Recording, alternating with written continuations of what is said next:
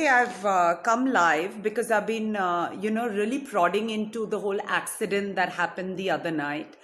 And it's not happening for the first time. It's been 15 years now. And we need to end this shit for once and for all, for my sanity, for my security, okay? So this morning I woke up, with a swollen nose and everything. And I heard my mother talking on the phone. Now let's establish one thing for sure, that I was drugged in my drink. So the person who's keeping strong tabs on me is the one who's doing all this to me. Now, how do I know I was drugged in my drink? Because I told you about the gang rape drug. I'm going to be posting its name right now. After this live, it's a drug which is mixed in a drink. And once you drink the drink, you have no memory for 24 hours. That will follow. And you're not drunk, you're delirious. There's a difference between being drunk and being delirious. I was delirious. When I came back home, my mother told me, beta, you couldn't talk. You couldn't talk. All you kept on saying was, Papa, mujhe bacha lo. Papa, please save me. And you were crying hysterically. Okay, this is what it was. So in the morning when I woke up, I heard my mother talking to one of her friends on the phone. And she was narrating to her what exactly had transpired that night. She told me that Pooja came inside the house. We have a garden outside. There's a table and some white chairs. One day I'll do a live from there. I'll show you. She said there was blood splattered all over the chairs because Pooja might be trying to find the house keys to come inside the house. Whenever I have a late night, I carry the house keys. I open the house and I come in. And then she said there was blood splattered all over the walls. I walked down when Pooja was making a mobile video. Her brother came charging down. And then both of us saw that she's not only bleeding from her nose, she's also bleeding from her mouth and everything. It was all internal bleeding, the way my father used to bleed in this wretched haunted house. And they killed him. Okay? So it's the same spell, it's the same people. So right now, I'm not only nabbing the person who led to that accident that night, I'm also nabbing my dad's murderer. All right.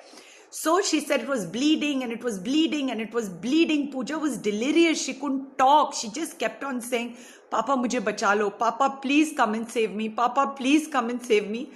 And she's saying that even my brother started crying hearing that, because we all know my dad is no more. And she said she kept on crying. She kept on crying. The blood wouldn't stop. The blood wouldn't stop. She went and she made 3 ice packs. She put one from this side of the nose. She put one from this side. She put one from below. She tried to put one in the mouth because apparently somehow the blood was coming out from inside the mouth. Then they decided that we are going to go and we are going to take her to the emergency ward at Columbia, Asia, where my father was murdered, if the bleeding doesn't stop. But you please tell me, so late at night, which driver is available? The car's parked outside, but there was nobody to drive the car. So they kept on trying to give me ice packs. Apparently, the bleeding started after 4 hours. You saw my track pants, you saw my sports bra. It was drenched in blood. My chair outside was drenched in blood, the way the Nepal streets where I was aborted in broad daylight were drenched in my blood. The walls I showed you yesterday still have the stains of my blood. All right. Then apparently once the bleeding stopped, my brother took me upstairs in my bedroom and I share my bed with my mother and we both were lying down there.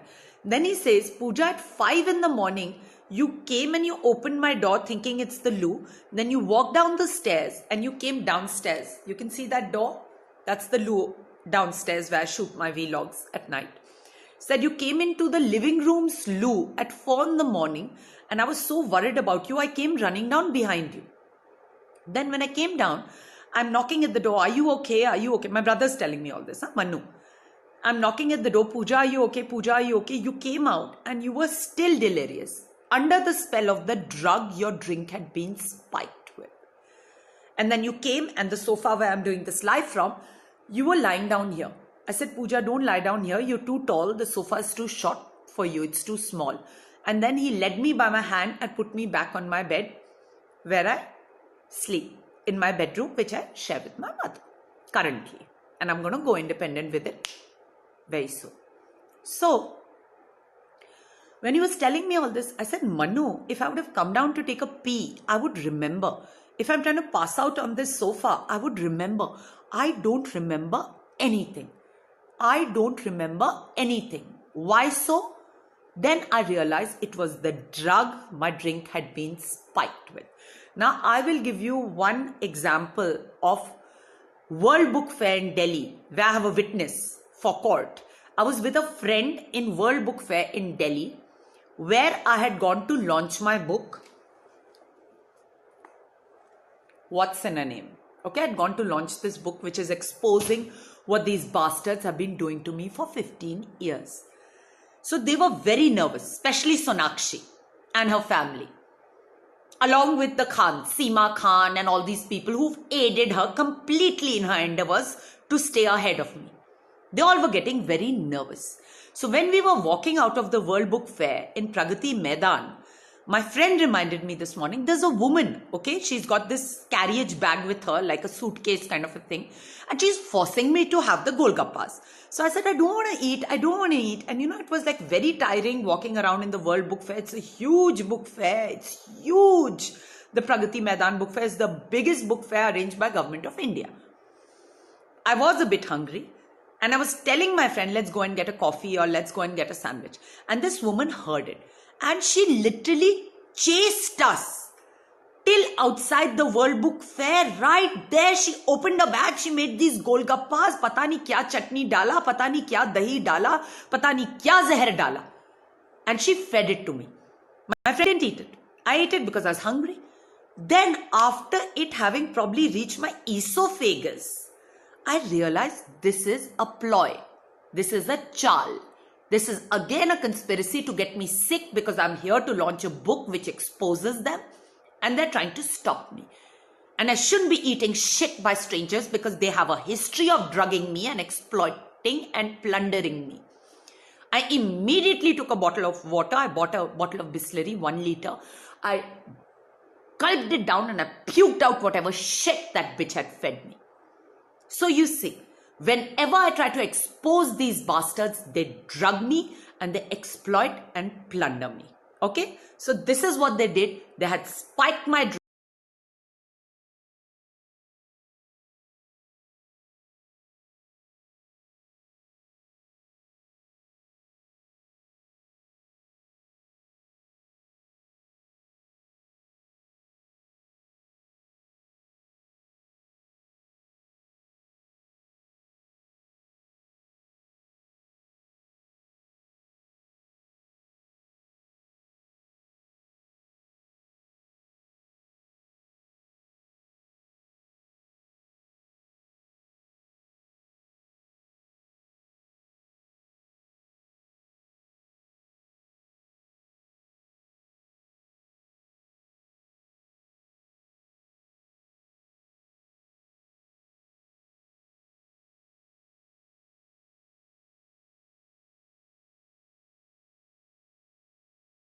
plane was that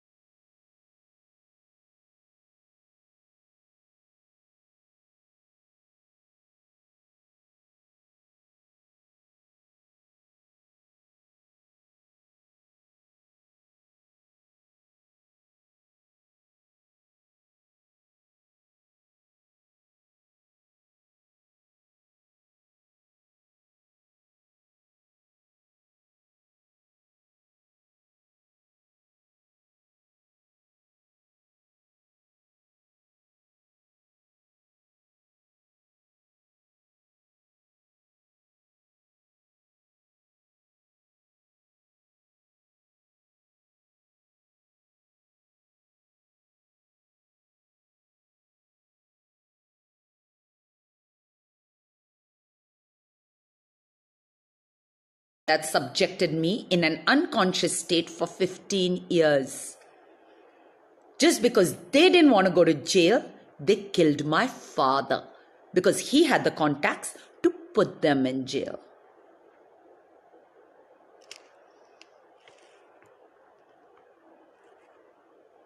In fact,